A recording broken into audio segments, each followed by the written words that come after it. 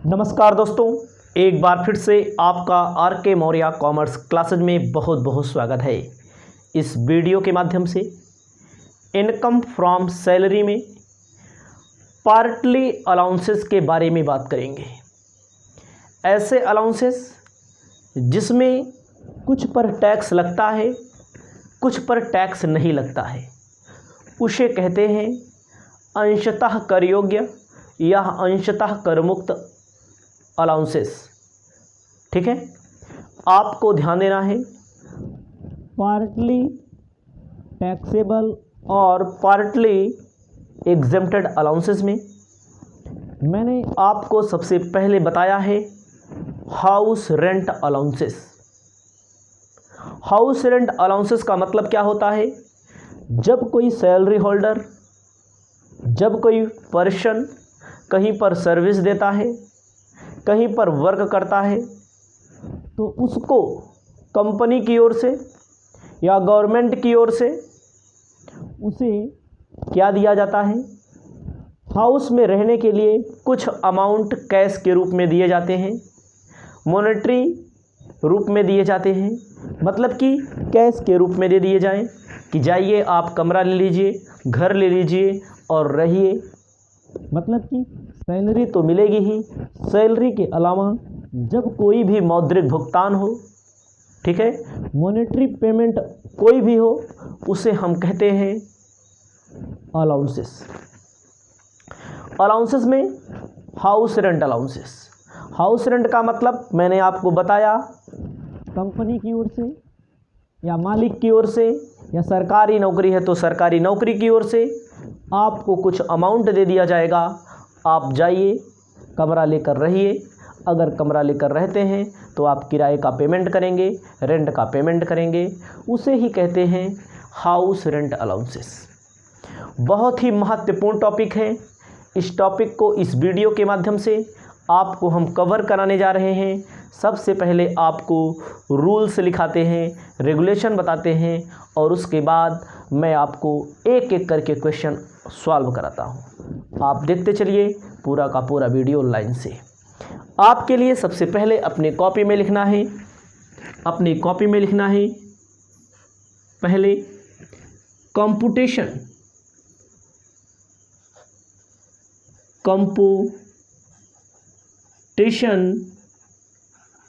of taxable house rent allowances। Computation of taxable house rent allowances. House rent allowances का मतलब क्या होता है आपको समझना है। इसे शॉर्ट फॉर्म में HRA कहते हैं। हम बार बार यूज करेंगे, आप भी बार बार यूज करने लगेंगे HRA के बारे में। और पेपर में यहाँ से क्वेश्चन 100% आता है। कोई नहीं, कोई टीचर, जो भी टीचर होगा पेपर बनाएगा HRA वो ज़रूर देगा, 100% देगा HRA। तो देखिए अभी हम छोटे छोटे क्वेश्चनों पर पढ़ेंगे, छोटे छोटे नियम पढ़ रहे हैं। बाद में हमें बड़ा बड़ा क्वेश्चन मिलेगा तो बड़े बड़े क्वेश्चन को बड़े बड़े ढंग से हम लोग सॉल्व करेंगे। तो आपको लिखना है अपनी कॉपी में रूल्स फ्रॉम द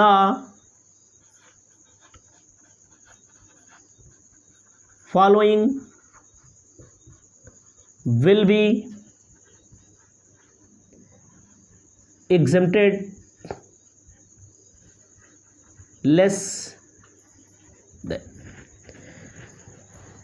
जो भी इसमें लिखा होगा नियम में, उनमें से जो सबसे कम होगा, जो सबसे कम होगा वही एग्जेम्प्ट होता है।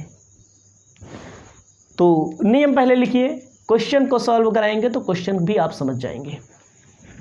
आपको लिखना है पहला नियम, इसी में ही लिखना है सब साथ में ही, actual house rent allowance received. Actual में जो हाउस रेंट अलाउंसेस रिसीव होता है उसको हम यहाँ रखेंगे, अथवा और rent paid minus 10% of salary. जितना कंपनी की ओर से, जितना सरकार की ओर से, जितना मालिक की ओर से मिला है उसे हाउस रेंट अलाउंस रिसीव में रखते हैं। जितना पेमेंट किया गया है उसे रेंट पेड कर देते हैं। माइनस लिखना पड़ता है 10% ऑफ सैलरी। जो भी सैलरी मिलती है उसका 10%। यहाँ पर सैलरी की मीनिंग लिखनी पड़ेगी, आपको हम आगे बताएंगे भी। अथवा ये आपका दूसरा हो गया 40%, 50% ऑफ सैलरी। जो भी सैलरी होगी उसका 50% और 40% रखा जाएगा, दोनों में से एक। अगर हाउस मकान जो है जहाँ पर किराए पर लिया गया है, सीधी सी बात है जहाँ नौकरी करेंगे वहीं पर रेंट पे लेंगे। दिल्ली, मुंबई, चेन्नई, कोलकाता में है, दिल्ली, मुंबई, चेन्नई, कोलकाता में है तो 50% रखा जाएगा सैलरी का। इन चारों महानगरों को छोड़कर 40% रखा जाता है। ध्यान दीजिएगा, दिल्ली, मुंबई, चेन्नई, कोलकाता में है तो 50% सैलरी का रखा जाएगा। ठीक है। अदर किसी स्टेट में है, अदर किसी जगह पे है, अदर किसी एरियाज़ में है तो 40% रखा जाएगा। अब आपको हम बताते हैं इन तीनों में जो भी अमाउंट निकल के आएगा, जितना अमाउंट रिसीव हुआ है कंपनी की ओर से, जितना पेमेंट किया गया है, 10% ऑफ सैलरी माइनस करने के बाद जो आएगा उसको रखेंगे। चाहे 40% रखें, चाहे 50% रखें। दिल्ली, मुंबई, चेन्नई, कोलकाता में है तो 50, बाकी 40। तीनों में से जो कम होगा वही होता है एग्जेम्प्ट, वही होता है कर मुक्त, एग्जेम्प्ट, वही होता है एग्जेम्प्ट। तो टैक्सेबल एचआरए बराबर, आप सूत्र लिखिए, taxable house rent allowances equal to, taxable में आपको ध्यान देना है, लिखना है received HRA minus exempt HRA. जितना एचआरए रिसीव हो उसी में से एग्जेम्प्ट मतलब कर मुक्त एचआरए माइनस कर देंगे। इसे आप अपनी कॉपी में लिख लीजिए। अभी मैं आपको एजुकेशन अलाउंस के बारे में बता देता हूँ आगे एंटरटेनमेंट अलाउंस के बारे में, हॉस्टल अलाउंस के बारे में। बाकी क्वेश्चन जो होगा लगातार, ताकि क्वेश्चन होता चला जाए। इसको अपनी कॉपी में लिखेंगे आप। जब मैं क्वेश्चन बताऊंगा तब भी हमें लिखना पड़ेगा, आपको भी लिखना पड़ेगा, भले लिखे रहेंगे नियम कानून। क्वेश्चन बताऊंगा तो प्रत्येक क्वेश्चन में इसको रखना पड़ता है, बीच बीच में फिल कर देते हैं अमाउंट, उसके बाद आंसर निकाल लेते हैं। जब इसे आप लिख लेंगे तो हम आगे बढ़ेंगे। वीडियो को रोकिए, वीडियो में लिखिए और उसके बाद हम आगे आपको बता रहे हैं। इसको मिटा करके यहीं पर वीडियो को रोक सकते हैं। आपको ध्यान देना है, मैंने फार्मूला तो लिख दिया एचआरए का, लेकिन आपको एक चीज़ और लिखना पड़ेगा, meaning of salary, meaning of salary. वेतन से या से जैसे जो 10% निकाला जाएगा वो कहाँ का निकाला जाएगा, जो 40 या 50% निकाला जाएगा कहाँ का निकाला जाएगा। तो आपको याद रखना है, पहला बेसिक सैलरी, दूसरा dearness allowance under term of employment, Hindi में कहते हैं सेवा शर्तों के अधीन। क्वेश्चन में दिया रहेगा, ठीक है। कमीशन, और उसके बाद आपको ध्यान देना है कमीशन के बाद क्या ऐड किया जाता है, महंगाई वेतन DA, DS, महंगाई भत्ता भी जोड़ा जाएगा, महंगाई वेतन, इंग्लिश में कहेंगे डियरनेस पे भी ऐड किया जाता है। इसको आप अपने कॉपी में आगे लिख लो। अब मैं आपको, जब आप इसे आगे लिख लेंगे तो आपको बताने जा रहा हूँ एंटरटेनमेंट अलाउंसेस, एंटरटेनमेंट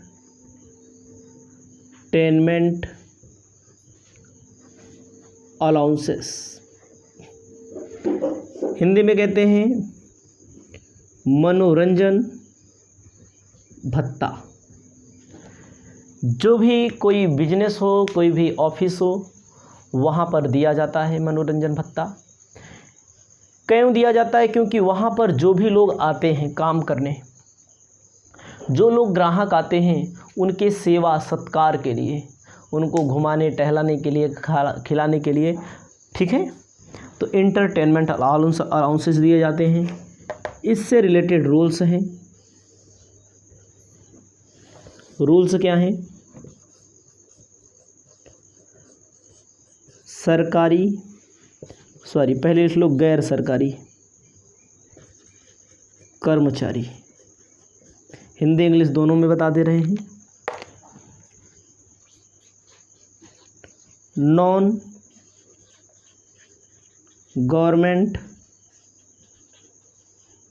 एम्प्लॉई, ऐसे एम्प्लॉई जो नॉन गवर्नमेंट हैं, जो गैर सरकारी कर्मचारी हैं, ऐसे एम्प्लॉई, इनको जो डिडक्शन पूरा जो मिलेगा वो टैक्सेबल होगा। पूरा जो मिलेगा वो क्या होगा? वो टैक्सेबल होता है। इसको याद रखिएगा। गैर सरकारी कर्मचारी के लिए पूरा का पूरा टैक्सेबल होता है। जो भी अमाउंट मिलेगा उठा करके आपको लिख देना है बस।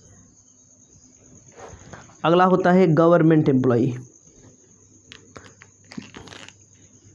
यानी कि जिसे कहते हैं सरकारी कर्मचारी।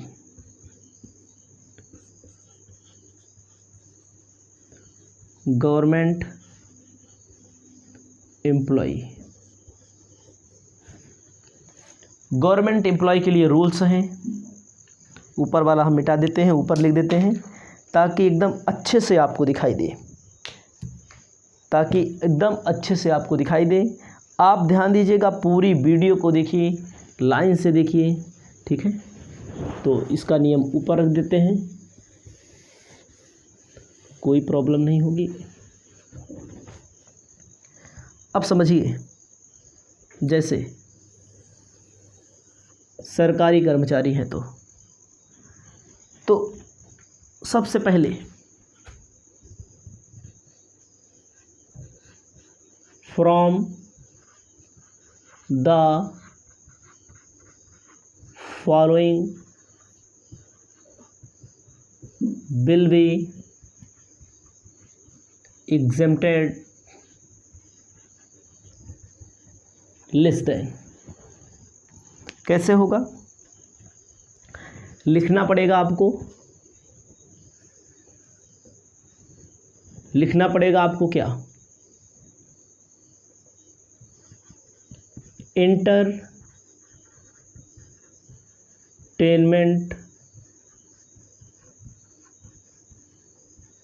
Allowance received. इंटरटेनमेंट अलाउंस जो भी रिसीव होगा, इंटरटेनमेंट अलाउंस क्या होगा? जो भी रिसीव होगा, जो भी 10,000 20,000 15,000 रिसीव हो, सबसे पहले उसको रखेंगे। सेकेंड नंबर पे हम क्या रखेंगे? सेकेंड नंबर पर हम रखेंगे 20% ऑफ सैलरी।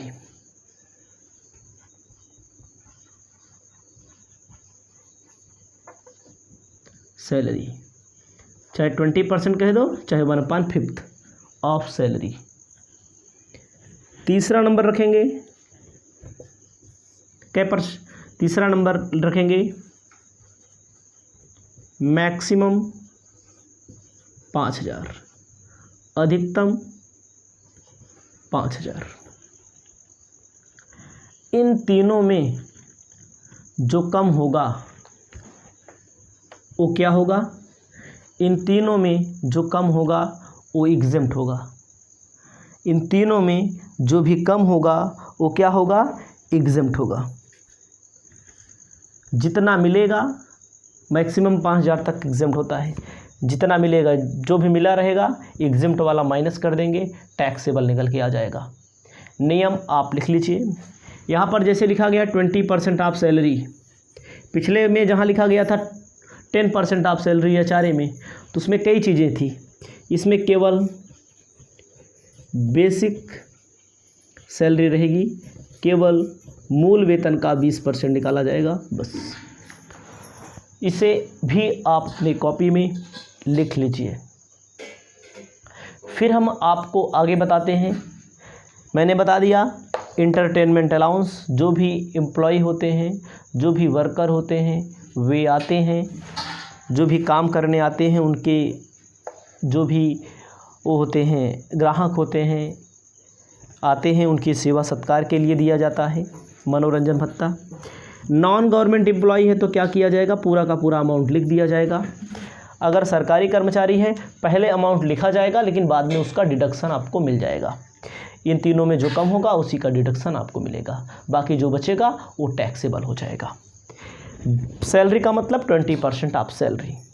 जब इसे आप अपने कॉपी में लिख लेंगे तो हम आपको आगे बता रहे हैं स्पेशल अलाउंसेस में एजुकेशन अलाउंसेस, हॉस्टल अलाउंसेस, ये सब चीज़ें आपको हम आगे बता रहे हैं।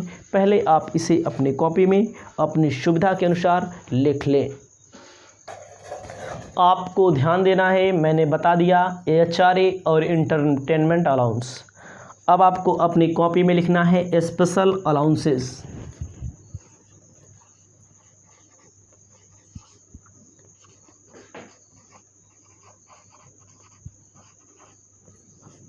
विशेष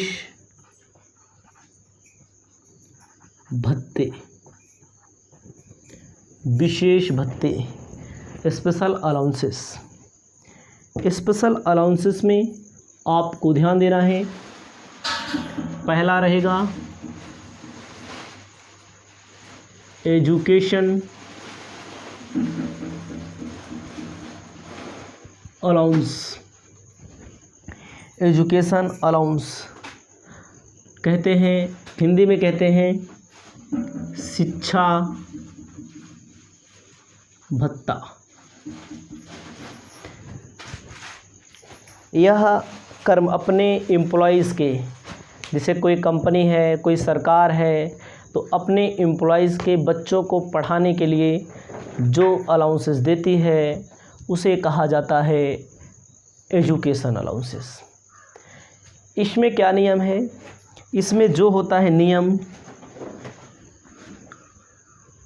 100 रुपीज़ पर चिल्ड्रेन, मैक्सिमम 2 चिल्ड्रेन।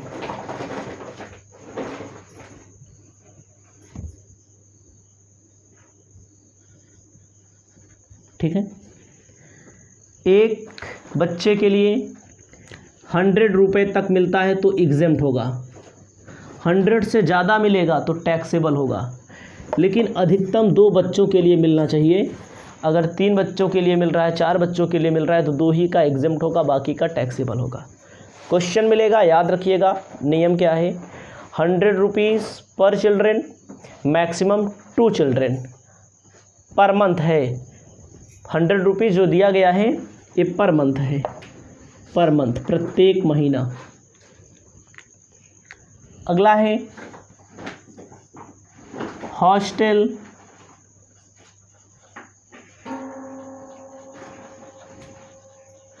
अलाउंसेस।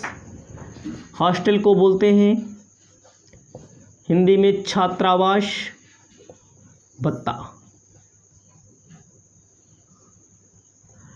छात्रावास का मतलब जहाँ स्टूडेंट रहते हैं उसे क्या बोला जाता है?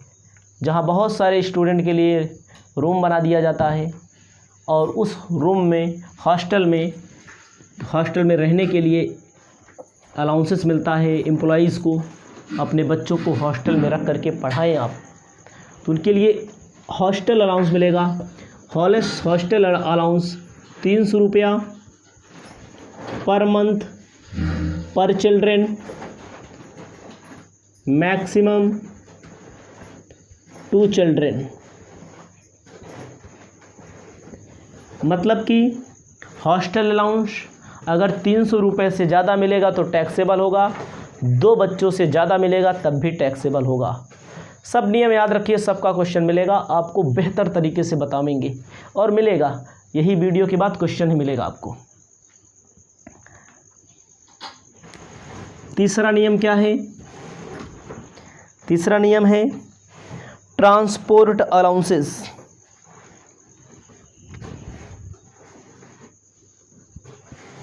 ट्रांसपोर्ट अलाउंसेस, यातायात भत्ते। ये क्या होता है? 32 रुपया पर मंथ एग्जेम्प्ट अंधों के लिए और जो अपंग हैं, जो विकलांग है, ब्लाइंड है, समझ रहे हैं, जिनके अंदर वीकनेस है, जो नौकरी करते हैं कहीं पर, 32 रुपया पर मंथ तक अगर मिलता है तो एग्जेम्प्ट, इससे ज़्यादा मिलता है तो टैक्सेबल। और कहाँ से कहाँ तक? ये नहीं कि चाहे जहाँ जाएं, अपने घर से ऑफिस आएंगे और ऑफिस से अपने घर जाएंगे, वहाँ तक के लिए ही माना जाता है। 32 रुपया पर मंथ एग्जेम्प्ट है, उससे ज़्यादा क्या है? उससे ज़्यादा टैक्सेबल होता है। पहले नियम पहले ये था 1600 रुपया पर मंथ सामान्य नागरिक के लिए, जैसे हम आप हैं, जो विकलांग नहीं है, जो अंधा नहीं है, उसके लिए 1600 रुपया पर मंथ तक एग्जेम्प्ट था। घर से कार्यालय, कार्यालय से घर, ऑफिस से घर पे और घर से ऑफिस पे आने के लिए। तो यही वाला नियम अभी लागू होगा आने वाले में। समय समय पर नियम कानून बदलते रहते हैं, लेकिन यही वाला नियम आपको लागू होगा। 4th नंबर कहा गया है allowance for transport employees. Allowance for transport employee. इसका मतलब क्या हुआ? जो ट्रांसपोर्ट में काम करते हैं, जैसे बसों में काम करते हैं, बस में कंडक्टर होते हैं, सफाई करने वाले होते हैं और ड्राइवर होते हैं, गैरेज में जो मतलब कि जो ट्रांसपोर्ट में काम करते हो, यातायात परिवहन में काम करते हो, उनको यह अलाउंसेस मिलता है। तो इसको आपको याद रखना है। जो भी मिलेगा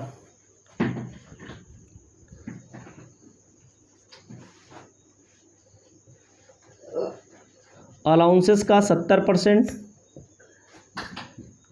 अथवा मैक्सिमम 10,000 प्रति माह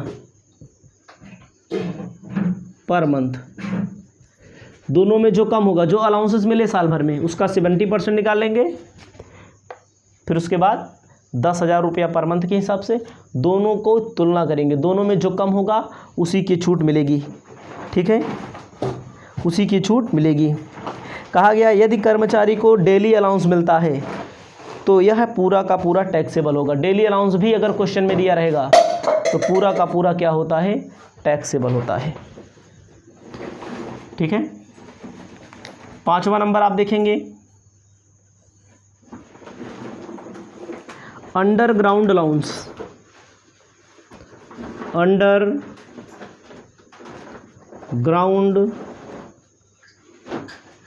अलाउंस, अंडरग्राउंड का मतलब होता है भूमिगत, जो ज़मीन के अंदर काम करते हैं,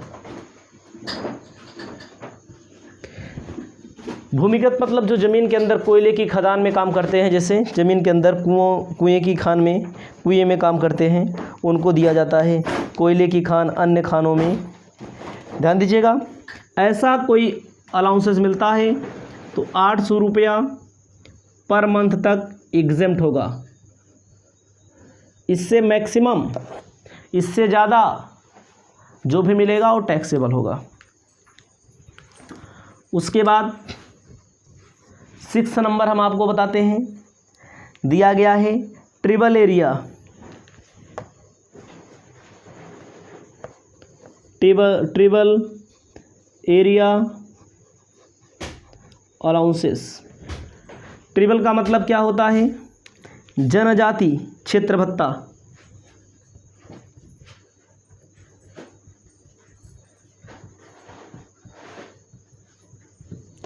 जनजाति क्षेत्र भत्ता। जनजाति क्षेत्र भत्ता में कहा गया है उत्तर प्रदेश, मध्य प्रदेश, तमिलनाडु, कर्नाटक, त्रिपुरा, असम, पश्चिम बंगाल, बिहार, उड़ीसा में यह 200 रुपया पर मंथ, 200 पर मंथ, और actual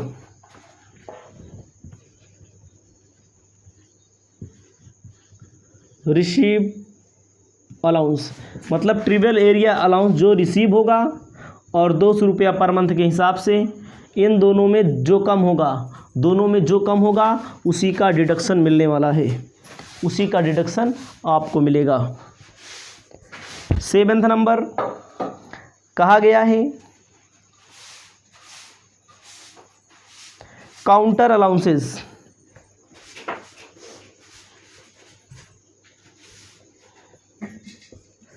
counter allowances. Counter allowances किसे कहते हैं? सेना में मिलता है, जो सेना में काम करते हैं, फोर्स में जो काम करते हैं, 39 रुपया पर मंथ एग्जेम्प्ट होता है। उससे ज़्यादा मिलेगा तो टैक्सेबल के दायरे में आ जाएंगे। उसके बाद लिखना है आपका है, उसके बाद द्वीप भत्ता दिया गया है। उसके बाद द्वीप भत्ता दिया गया है,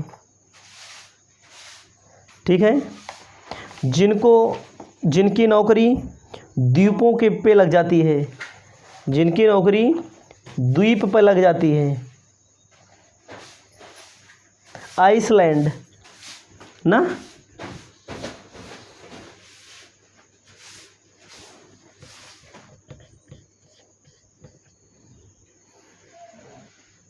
आइसलैंड लिख लीजिए, इसलैंड,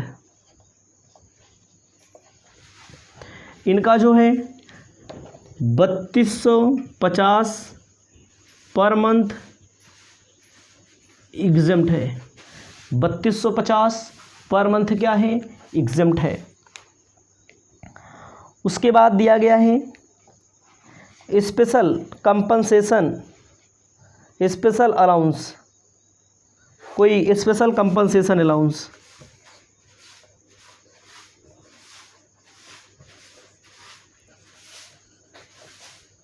कंपनसेशन अलाउंसेस, विशेष क्षतिपूरक भत्ता अगर कोई मिलता है तो 4200 रुपया तक कर मुक्त होता है। जिसे सेना को मिलता है 4200 रुपया, जहाँ पर कोई नौकरी का खतरा, कोई जान माल का खतरा, 4200 रुपया पर मंथ तक क्या होता है? एग्जेम्प्ट होता है, ठीक है। बहुत सारे हैं, इतना आप लिख लेंगे। बाकी उच्च पर्वतीय भत्ता मिलता है, उच्च पर्वतीय भत्ता मिलता है, स्पेशल अलाउंसेस मिलते हैं, जिनकी नौकरी 9000 से 15000 वर्ग फीट तक ऊंचाई पर लगी हो। ध्यान दीजिएगा, 10वां नंबर 9000 फीट से 15,000 फीट की ऊंचाई पर जिनकी नौकरी लगी हो, सेना में नौकरी लगती है, ठीक है, इनके लिए 1060 पर मंथ एग्जेम्प्ट होता है। जिनकी नौकरी 15,000 से अधिक, मोर देन 15,000 फीट से अधिक लगी हो, उनके लिए कितना एग्जेम्प्ट होता है? उनके लिए 1600 पर मंथ एग्जेम्प्ट होता है, ठीक है, जिनकी नौकरी लगी हो। ये सब चीज़ें हैं, बहुत सारे हैं, विशेष भत्ते भी हैं, बहुत सारे हैं, लेकिन आपको इतना लिख लेना है। बाकी आपको हम आगे बताएंगे, इतना आपको लिख लेना है। इसके बाद क्वेश्चन मिलेगा, बाकी दिए हैं लेकिन बुक में क्वेश्चन आपको बहुत कम मिलेंगे, जहाँ भी मिलेंगे हम उसे ढूंढ करके दे देंगे आपको। इस वीडियो में इतना ही, वीडियो बहुत लंबा बन गया है। नेक्स्ट वीडियो में मिलते हैं, क्वेश्चन आंसर।